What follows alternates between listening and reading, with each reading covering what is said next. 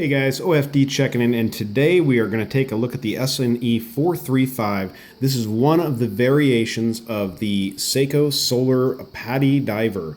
And if you're not familiar with what PADI stands for, it stands for Professional Association of Diving Instructors.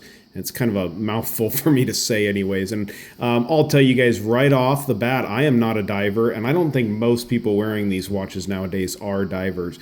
But the color scheme they're putting in these, and if you know historically that back in the 1980s, Seiko did create a PADI dive watch in association with the group back then, and this is a new affiliation they've got in the recent years since they've started creating these watches.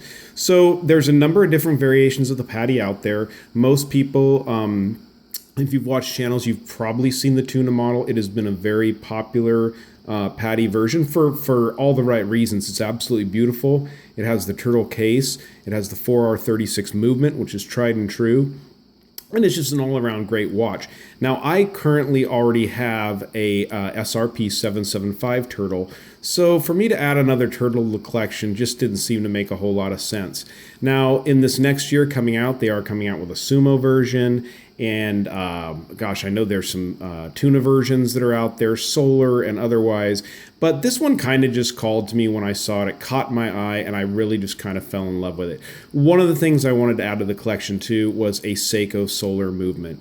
You know, it just kind of seems to make sense as we go forward here, you know, in the future and using solar. I mean, guys, I got solar panels on my house, so having a watch with solar panels was kind of just something neat that I wanted to add. It makes sense, you know, I guess you'd call it a green watch.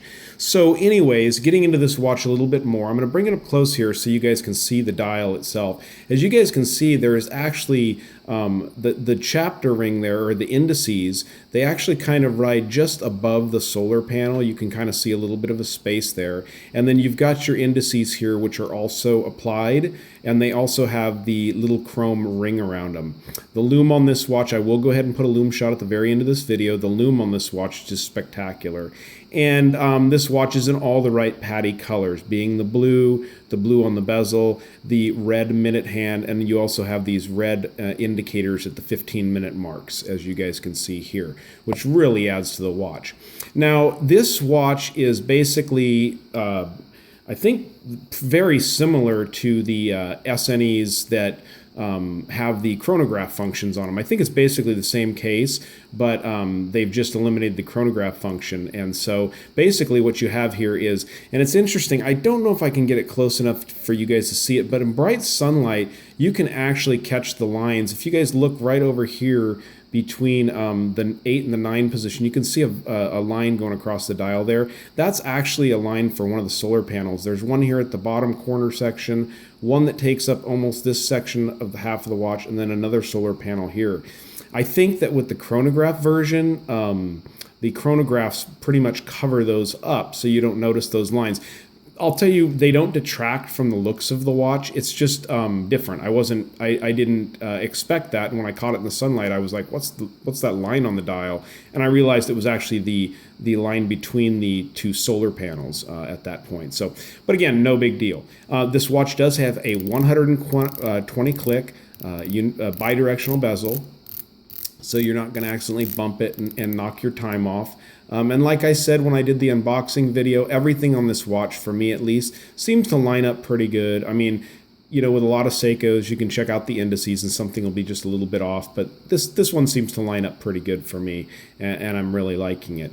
So, like I said, the V157 solar movement is in this watch. This is a special edition watch, and when I show you the back of the watch, you'll see the special edition marking. Now, it is a special edition, meaning that there's really, you know, who knows how many they're going to make of this until it basically isn't popular anymore, and then they might stop making it, as opposed to a limited edition, which would only be a certain number that were produced. So, but let me go ahead and give you the dimensions on this watch. And let's see, get my caliper going here and see if we can't get some measurements on it for you. So get my camera to focus here. So without the crown, and we're going to include the crown guards there, from side to side, it is 44.3. That's including the crown guard. With the crown from side to side, you're looking at 46.6. This watch does have a 20 millimeter lug opening. Well, basically 20, 19.2. And from north to south, from lug tip to lug tip on this watch, you are looking at right about 49 and a half, right in that area. And I'm going to go ahead and pull it off the pillow here. Now, you guys, I do have the watch on a NATO strap, as you can tell. This is a Blue Shark NATO strap, one of my favorite NATO strap company out there. And I really just love the color. If you guys want to know what the factory band looked like, go ahead and go back to my unboxing and you can see it. For me, it's nothing special. I'm really not a fan of the bracelets that come on most Seikos nowadays. They're kind of cheap and flimsy to me. And so I wear most of my stuff on a NATO band anyways. But if you do need to see the band, go ahead and go back to my unboxing video. So the thickness on this watch, it wears really good. It's actually right at 11 millimeters is where I found it. So it's not too thick. It's actually thinner than like your SKX and stuff like that. Now, since we have this off, let's go ahead and get a close-up of the case back here. And let me wipe that off. It's kind of gross. Sorry, guys. I've been wearing this watch quite a bit. So as you guys can see on the back here, you have your standard Seiko Tsunami. You do have your Seiko Prospects logo down there, which is actually a S and a P, if you guys are not aware of that. You do have your diving indicator here, that it's an air diver's watch.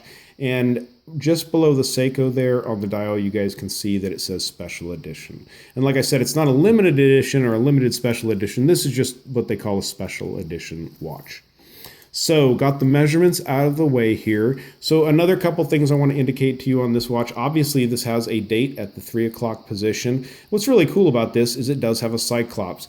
Now, I'm not a big fan of Cyclops. And when Seiko started putting them on, you know, with their Stargate series and stuff like that, I really was not a fan of the longer, you know, it's just too big for me and I didn't like it. But I actually considered taking it off of this watch, to be honest with you guys. But as we kind of move forward, I kind of decided I actually like the Cyclops on this watch. So it's going to stay on there, and I've gotten used to it. I do have old eyes, so it actually makes it a lot easier to read the date on there. And I do like the Cyclops, no problem. So anyways, guys, as far as timekeeping goes, this is a quartz watch. So, you know, I set it to my Casio Atomic Mudman the other day, which resets atomically every night, and this watch is within seconds. It's keeping perfect time. As a matter of fact, not within seconds, it's keeping to the second from when I set it like 3 weeks ago. So, you know, it's one of those things you eliminate the need for regulation and worrying about whether your watch is a minute off or anything with these solar watches. So this solar watch, these batteries are slated to last about 20 to 25 years in these. And when you get this up to a full charge, once you've worn it, which in the manual it says outside on a sunny day, it takes about 11 hours to charge it. So if you wear this for a week, you know, in the sun and in and out of the sun, it'll also charge off incandescent light. But after a week of wearing this, you've probably got it up to a full charge. And a full charge on this, guys, once you take it off your wrist and set it aside, the watch will run for 10 months solid without doing anything to it. And I mean, if you're not wearing it that much, you can just stick it in a window in the sunlight, or put it under incandescent light for a couple of hours, and it will pick up a charge from that. So no need for oils to lubricate a movement in these watches, at least probably but every 25 years. And also it eliminates that need for a battery change every 3 to 5 years like your standard quartz watch will have.